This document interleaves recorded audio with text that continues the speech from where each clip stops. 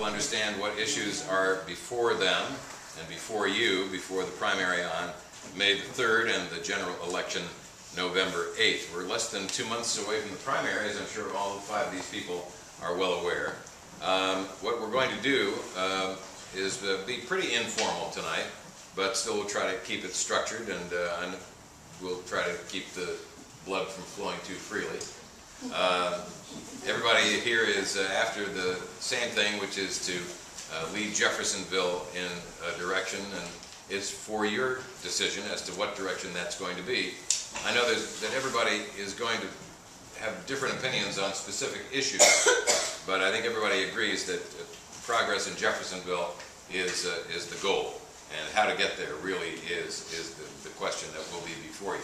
So for you to get the differences and similarities among these 5 people, we're going to start, if we may, by having each of them introduce himself or herself to you for a couple of minutes, and then we will start with the questions. I think we're going to have a 2-minute time limit on the introductions, and then the questions will be put to each individual successively. So we'll start. Do we care which side we start on? Should we flip a coin, or should we just start on the left? We'll start stage right, camera left, as we say in television. And so take it away. And then 2 minutes apiece, ladies and gentlemen. I want to thank the Rose Hill Neighborhood Association for the invitation to come here and speak tonight. My name is Kevin Bissing. I'm currently the president of Clark County Council. I want to give you a little bit of background about myself. I grew up on a large dairy farm out between Salisbury and Charlestown. As a young boy, I remember going to Jeffersonville, shopping in Youngstown Shopping Center, probably been about the early 60s. I remember shopping at Woolworths, Kroger, and Cottonwoods. That was my favorite because they had fishing tackle. And I think Bacon's. My mom liked that place. Anyway, I was in 4-H and junior leaders for 10 years. I'm a 74 graduate of Providence High School. I was married in '83, and I've got 4 boys. Is Ryan, who's 34. He just got married this past week. It's the first one that's gotten married in my family, so many grandchildren just around the corner. Nathan's 32. He's a new hire on the fire department. Very proud of him. And Brandon, he works for us at Perfection's Coffee and Cafe. He's 25. And my youngest son, Kyle, would be 23. He was killed in a tragic crash out in Oak Park in 2006. I was employed at Indiana Gas in 1985, and now it's called Vectron Energy. Through Vectron Energy, I do a lot of volunteerism, and I'm out with the people every day. It's a perfect opportunity for me to learn about people's lives, because I'm in their house, turn their gas on, lighting their pallets, and that sort of thing. Moved to Arctic Springs in 1987, lived there for 14 years. I went through the '97 flood. Through living on the Ohio River, I've learned a lot about the Ohio River. There's a lot to know.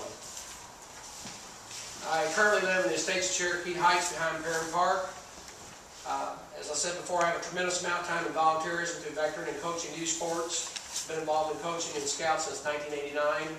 I have coached over 250 games of organized youth sports and baseball.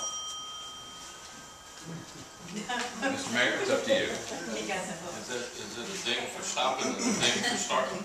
Same ding. My name's Tom Gallagher. I've been the mayor of Jeffersonville for the last 11.5 years. For 11.5 years, I had a 4-year sabbatical. And I ran for mayor because I thought I wanted to make a difference, and I didn't like the direction Jeffersonville was going.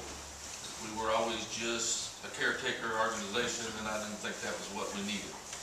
And I got in to try to make a difference, and I think I have made a difference.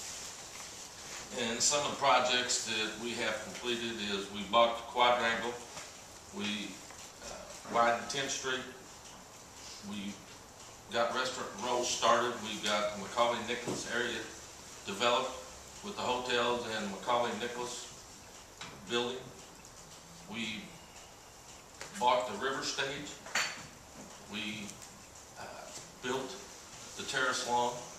We've done a lot of things in this area to make a difference, and I think it's made a big difference. We have helped renovate downtown Spring Street, and we've done a lot, but we've got a lot more to go. And we're gonna put a canal down here to solve the drainage problems that we have, and we're gonna do that to help economic development, to help enhance Spring Street, and to enhance Jeffersonville. Jeffersonville's biggest problem is it doesn't believe it's successful and it has all the potential in the world. You can't win unless you believe you can win. And I believe we can, and I think the citizens of Jeffersonville are starting to believe that. And with that positive attitude, my glass is not half empty, it's half full. And I want to fill it the rest of the way with good things for Jeffersonville, because I think we deserve to do that for my grandkids, my kids, your grandchildren, and your great-grandchildren. And I think if we don't invest in Jeffersonville,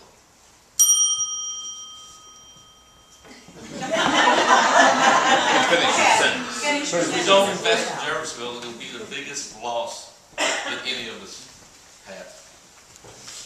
Teresa Perkins, you're next up. Thank you, Gary, and thanks to Mary Jo and Kate and Katie and Bill, and I know Joe Rafferty has been involved in this, and what a great place to have it in.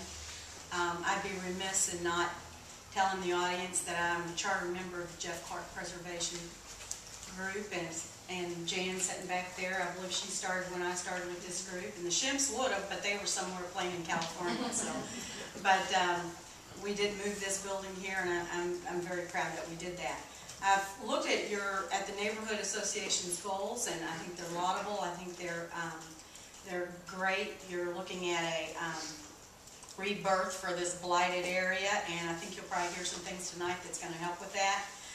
A sense of pride for where we live. I'm very proud of where I live. I was born in Clark County and Clark County Hospital, and I started my life on 514 East 9th Street. For those of you that know where that is, it's down there right off Meigs Avenue. Pretty blighted area. That's where I was born. I moved when I was in the 5th grade to Holman's Lane. Big difference. It's kind of like what we've got in Jeff now with our annexation. You know, you've got the downtown people and not the downtown people. Anyway, it was a big difference for me. And went to Jeff High and graduated in 1966. Do the math, I'm 62 years old. I'm divorced. I live in downtown Jeff on Chestnut Street.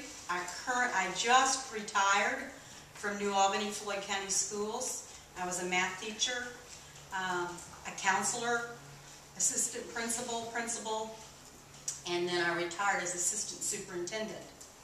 I was there 40 years. I live with my dog, Greta Faye. Those of you who've seen me out walking her, she's getting a little feeble. She's 13 years old, but we live there on Chestnut Street and we love it. I have a passion for downtown Jeff and for all of Jeffersonville.